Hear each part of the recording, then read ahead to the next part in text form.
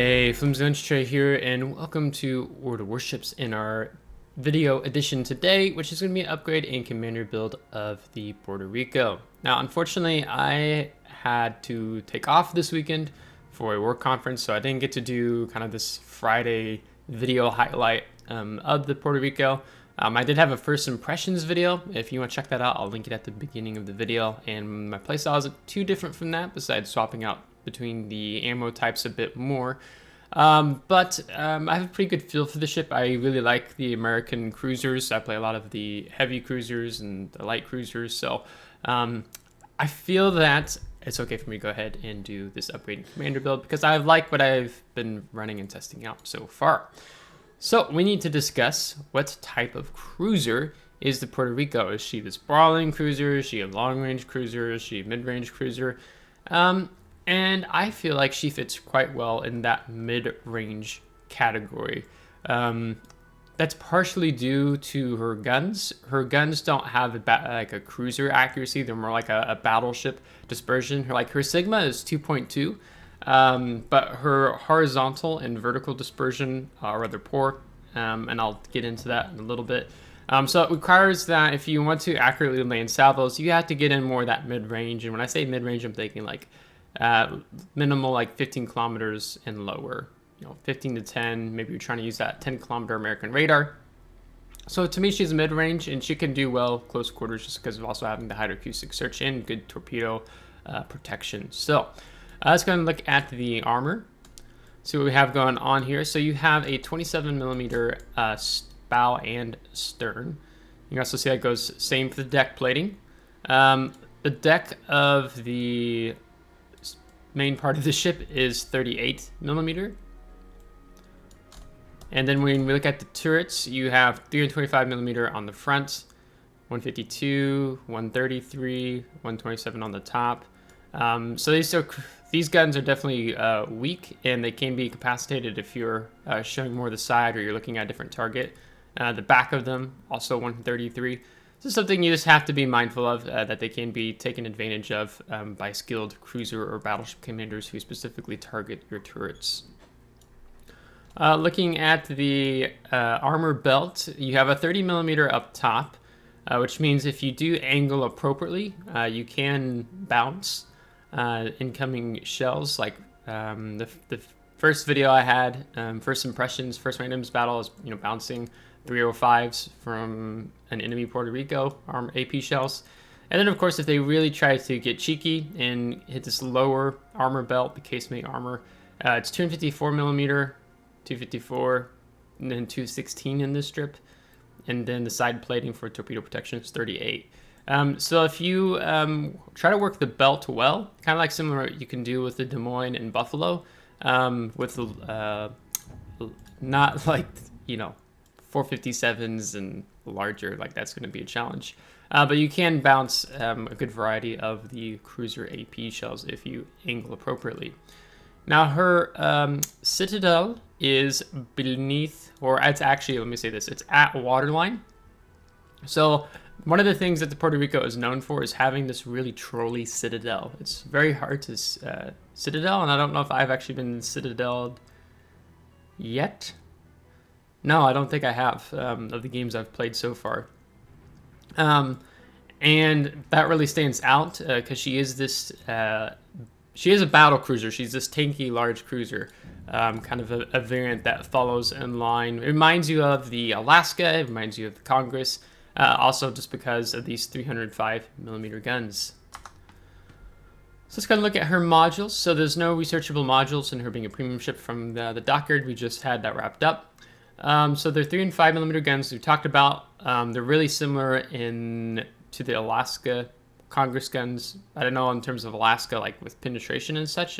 I believe they're really close and really tight together on that. Have a reload time of 19.4 seconds. 180 degree turn time of 28.7 seconds, and you can see the HE shell damage and the AP shell damage. So if you catch cruisers broadside, like you punish cruisers in Puerto Rico when you have those 12 3 and 5 millimeter AP shells flying towards the enemy ships. So definitely don't underestimate her AP, does really well, and her HE is also not so bad. UI. Thank you. Puerto Rico hull. I have a larger health pool, and that is I'm experimenting with some things with Halsey, who I run on my heavy cruisers and such, and I will talk a little bit about that. So I have a larger health pool than what I would probably more normally traditionally take, 76,150. Your secondary gun turrets, you have 8, 4 on each side, and I have them knocked out constantly. Or my port or my starboard side secondary armament is just completely incapacitated. So this is not a ship that you really invest in the secondaries at all, because they just really tend to get knocked out consistently. Her gun range is 18.8 kilometers. So it's really nice compared to something like the Des Moines. I mean, these are larger guns, so ideally they should follow something more in suit, like the Alaska, as an example. So I've not found myself lacking or wishing I had more range with these guns, because just when you play super far away, you're really spamming more the HE, but it's going to take longer time for those guns to land, and with the poor accuracy, the dispersion of these guns, it's just they're not reliable playing at the long range of the main battery firing range.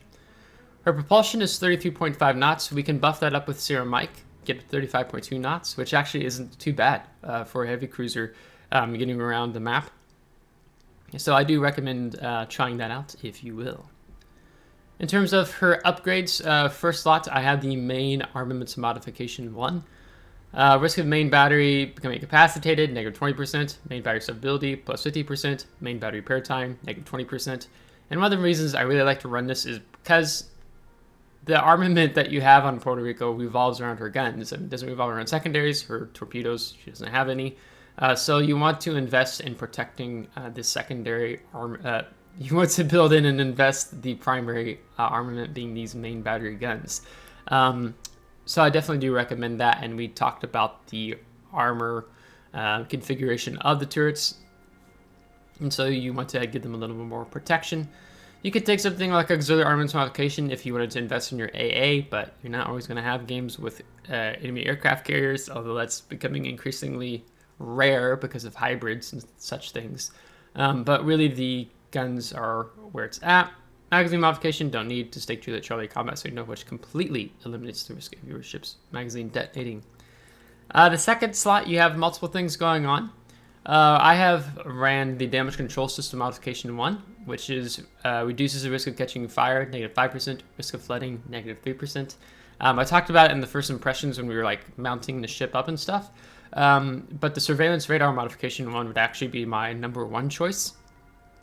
So if I go in and we look at it, the coupon hasn't reset. I don't purchase the special upgrades without having the coupon, which brings it down to I think like 12,500 call. So as I record this, I've got 7 days to wait. And I'm just a very conservative spender with my coal. That's how I'm able to have almost 250,000 coal at the moment. So I always try to take advantage of these once a month when the coupon is up, unless I feel like I desperately need it. But I would recommend first and foremost Surveillance Radar Modification 1. I run this on, I have this on Rooster, Des Moines, Buffalo.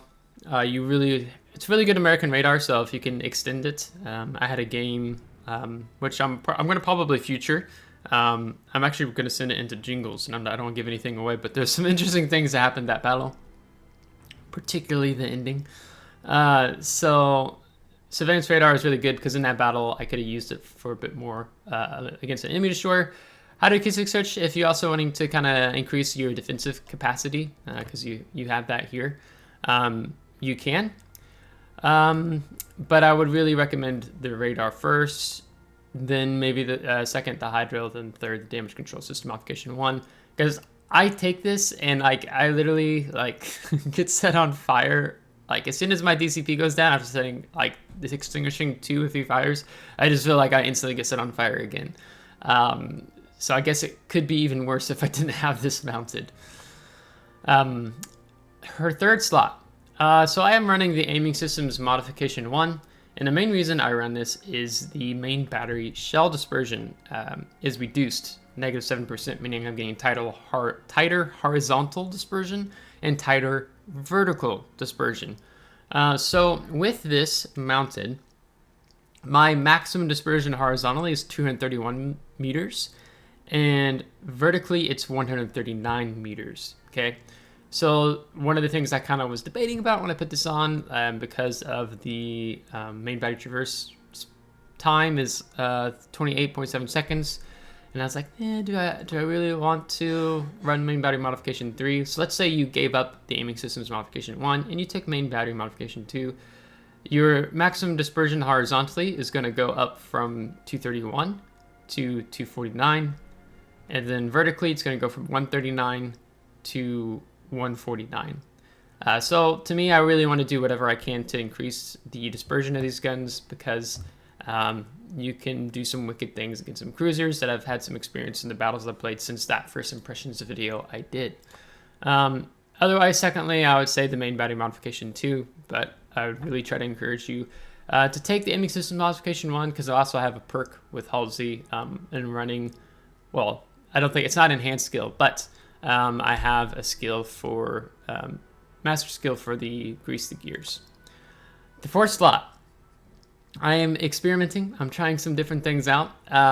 Something like a battle cruiser, I always find myself leaning towards going the damage control system modification 2. That also has to do with Puerto Rico's size. I mean, she's not huge, but she just tends to attract a lot of attention. And here you can even see it more highlighted of the secondary armament. Like, it just gets knocked out because it's just vulnerable. But I have been testing out the propulsion modification 1. I run this on Des Moines anyhow, and then I also have the unique upgrade in the 6th slot, or legendary upgrade, however you want to call it. And I really like running the propulsion modification. I have avoided some thunder salvos.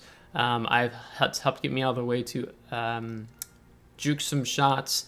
I have had, you can see the 20% run rate. I think I've had 6 battles now in Puerto Rico, and I was playing a lot of Puerto Rico last night, or trying to play some more games, and my team just kept crumbling on the flank, and I had to keep kiting. And so being able to mess with enemy Vermonts, Poisons with throttle juking was actually super helpful, as well as utilizing the belt armor when possible, because there's also a Des Moines that was harassing me. The propulsion, I feel like, is just better overall. Of course, it sucks with not taking the damage control system modification 2, because you do get full duration 60-second fires. So you really have to be conscious of trying to utilize your damage control party and your heal when possible, and I can talk a little bit about that. So I would actually recommend you take propulsion modification 1. Just try, helps you avoid taking damage, where this is like, I'm not going to be able to accelerate as quickly out of the way, since this is a negative 50% when reaching full engine power when accelerating. So this is just really good. So I'd first recommend this. Secondly, I would do the damage control system modification 2. For the 5th slot, I would recommend the concealment system modification 1, ship's detectability range, negative 10%, squadron detectability range, negative 10%, dispersion of shells fired by enemies attacking your ship, plus 5%. When you build into the concealment with Puerto Rico, it just really helps you be able to get closer to utilizing your radar, and also a skill that I have on Halsey I'm going to talk about. So to me, this just works so much better.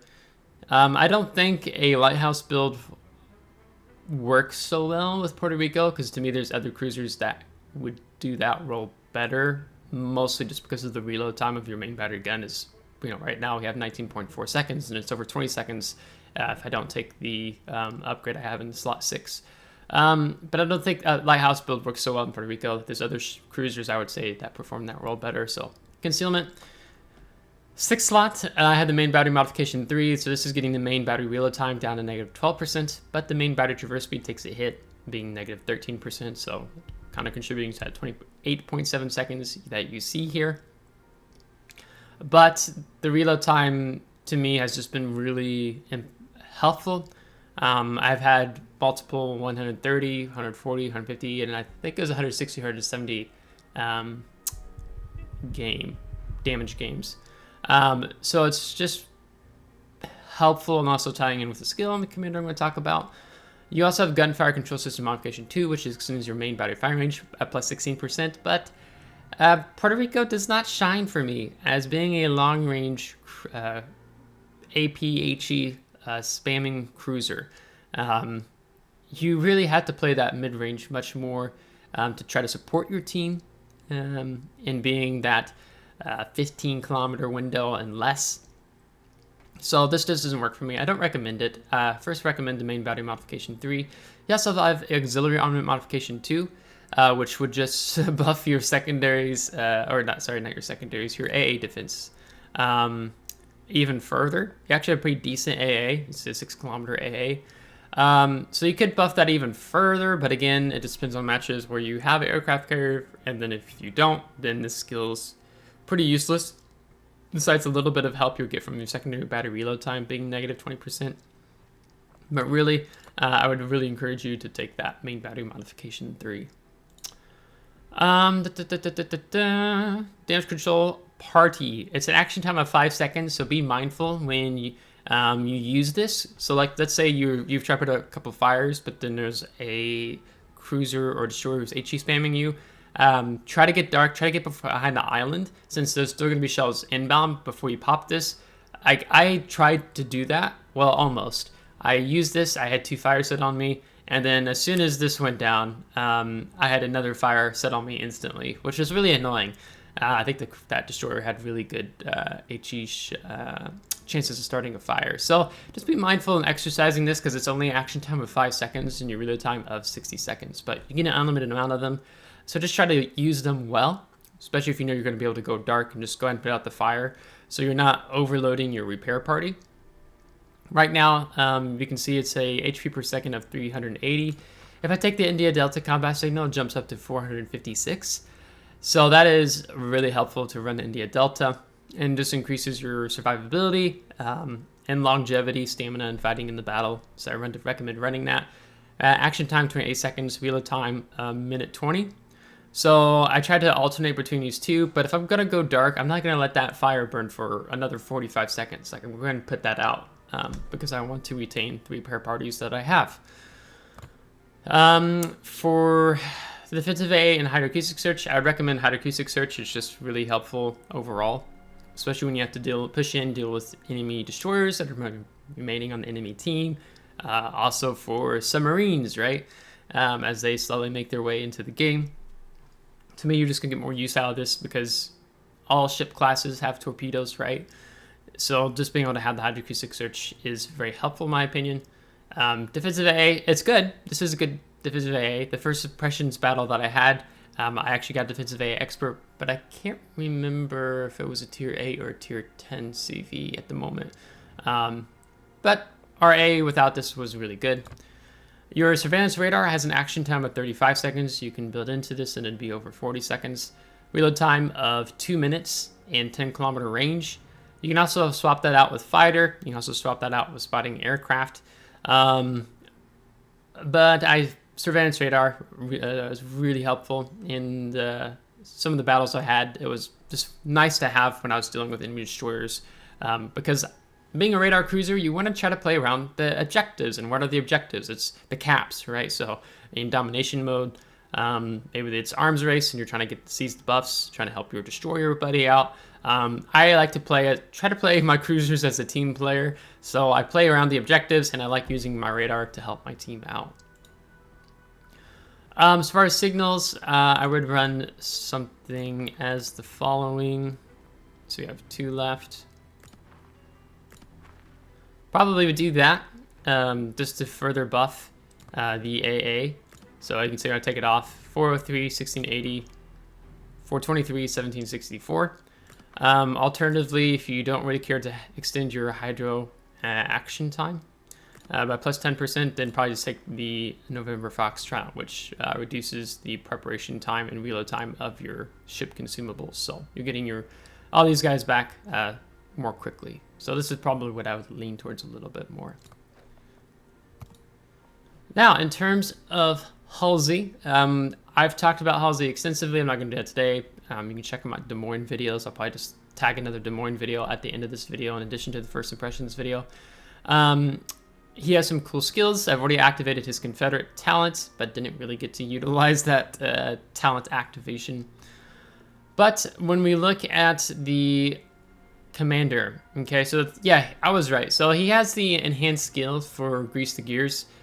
So instead of it being plus 15%, I believe it is on cruisers, it's plus 20%. So that kind of makes up for not taking the main battery modification 2 here. And it also helps when we get taxed that negative 13% on the main battery traverse speed. So Halsey to me is really ideal to run on Puerto Rico, and it's free to do so just because it's a premium ship, right? You don't have to retrain the commander. So I really recommend taking that. And you also have Gunfeeder. Kind of reminds me a little bit of Des Moines, but also even Alaska, where I'm finding myself frequently switching between ammo types. And a really good game that I had, or a couple of games I played last night, and then one I had yesterday during the day, it paid off rather largely for me to be able to switch between armor piercing, HE when needed. If the cruiser angles out, then I'm like, well, it's a Nevsky's, let's just go ahead and shoot HE at him now. We slapped him already with the AP, so now let's just see if we can set him on fire. So these two skills I would say are really valuable enhanced skills that you have here with Halsey. Now, in terms of what would I say for a 10-point commander build when you're starting off on this journey, I would probably say go ahead and just get Grease the Gears, just to really help with that 180-degree turn time, because you often might... I was finding myself having to reposition frequently, just because my team wasn't doing well. Like, the battleships kept leaving our flank, and just be a destroyer and me defending a whole flank. It's not ideal. So I had to constantly turn, angle, all these things, and kiting. So having this skill, I think, is a bit more valuable than having the Gunfeeder as a 1-point skill starting off. Then I would say, secondly, priority target. I run this just with Des Moines, but also I see the use with Puerto Rico, because you want to know if you're overextended, or you start seeing this number bloom up to 3, 4, 5 enemy ships targeting you. It tells you to go dark, disengage. Also helps you to know when you're being flashed by destroyers who are switching between their guns and torpedoes targeting you. So this skill just has a lot of use in general. So yeah, 3-point skill. And then for 4-point, or 6-point commander, sorry. I'd say go and pick up the Adrenaline Rush, just to help you with that main battery reload time as you take damage, that your guns are reloading that a little bit quicker. Then for 10-point, I'd say Concealment Expert. So our concealment now is 13 kilometer by sea, 9 kilometer by air. So that would be, I'd recommend for a 10-point. For a 13-point, I'd recommend go and pick up Superintendent. Gives you the additional hydroacoustic search, surveillance radar, and repair party. Then for 16 points, I'm trying to see which way I would go first. So this is 13 points. Probably go ahead and pick up the Gunfeeder, so that'd be a 14-point. And then I would jump from, and this is the enhanced skill. It's negative 60%. Switching between main battery shell type. So they kind of, this is just really good to have with Puerto Rico. So 14-point. And then I'd say for 18-point, go ahead and pick up the top grade gunner. This is nice. Okay, so you have the permanent effect of secondary battery reload time, which isn't really why we take this, but it's for the can be activated skill, which increases the main battery reload time speed while an enemy ship is within your ship's standard detectability range. Changes to ship detectability caused by fire, firing main guns, fires on board, and other combat events are not taken into account. And it's negative 8%. And so your concealment is 13 kilometers, right? So when you're playing in that 13 kilometer window and there's an enemy ship, even if they're behind an island 12 kilometers away, you're getting this top grade gunner skill. And for me, this stacks really nicely with the Adrenaline Rush. It stacks really nicely with the slot 6 for the main battery modification 3 to get their main battery reload time down even further. And it stacks nicely with Halsey if you manage to activate the Confederate, which reduces your main battery reload time by negative 20%. So this is just all around really good matchup, in my opinion, to have with Puerto Rico. And then for 21-point commander, I'd go ahead and recommend pick up Survivability Expert. If you know me and you've been following me for a long time, you know that I don't traditionally run Survivability Expert on cruisers. Instead of picking up Survivability Expert, what I do with those last 3 points is typically I'd go for the heavy AP shells to get that plus 5% additional AP shell damage. But I thought, I need to try to challenge, I need to try to stretch myself as a player. So I've taken Survivability Expert to get, would be over 5,000 additional HP for the survivability of Puerto Rico. And you have the health pool of like a tier 9 battleship, maybe even without the Survivability Expert. So you have to take more attention. Enemy team has to focus you more in trying to kill you just because you have this larger health pool than traditional tier 10 cruisers. Something like, Des Moines. 50,000. And then we jump up like to 76,150. But if I had Halsey on Des Moines, it would be 50,500, something like that. Or 55,000, sorry. So this is what I would recommend. That's what I'm really enjoying, and I like this. It did help me a couple of times in my games, the last 5 games that I've had. I've seen the benefit of this skill. Just to be alive that little bit longer in a battle, it just has helped. If you don't want Survivability Expert, I would say pick up heavy AP shells instead. Other type of builds I might recommend here with Puerto Rico. I haven't had my rudder or engine knocked out at this point in time. So the last stand hasn't felt so important to me to have because I value trying to take these 2 1-point skills first and foremost. If, let's say, you're not a fan of priority target, like you can do fine without priority target, I'd recommend you go ahead and pick up focus fire training because your airstrike armament reload time for upcharges will come off cooldown faster. You have better AA in general. So I'd say, hey, pick up focus fire training instead. And then I could see swapping out to heavy AP shells. The other 4-point skills, I think you've really challenged, maybe more so than other cruisers, to try to get yourself in an outnumbered situation, which just improves your main battery shell dispersion by -10% and ship speed plus 8%. So this could be something you could try out. It's just really hard because this means you are overextending yourself often with this skill. So you have to have a really good tanky ship, which Puerto Rico is to an extent. So a bit torn about this skill. I would say it'd work better than probably Des Moines, but Des Moines even has that better reload time. I could see if you didn't want to take top grade gunner, you could pick up your AA defense and ASW expert, and you could really increase your AA rating even more. Right now it's 89, so you take these 2 skills, you're probably looking at 93, 94, maybe even 95. So I could see the value of these skills in particular. But for myself, this would be the #1 build option I would recommend with having Halsey on Puerto Rico. So I think that's going to wrap this video up for us today and talking about the Puerto Rico. I will have some more gameplay videos of Puerto Rico soon. So apologies I didn't get to do a traditional Friday highlights. I typically always have these videos on Saturdays for the upgrade commander build videos. So yes, Trapper, the 99.9% did not hold up for today just because I ran out of time and I'm away at a work conference as you're watching this video. So if you liked today's video, give it a thumbs up. If you did not, give it a thumbs down. Subscribe if you do want to see more. If you subscribe, thanks so much. I really appreciate it, and we'll catch you next time. Take care.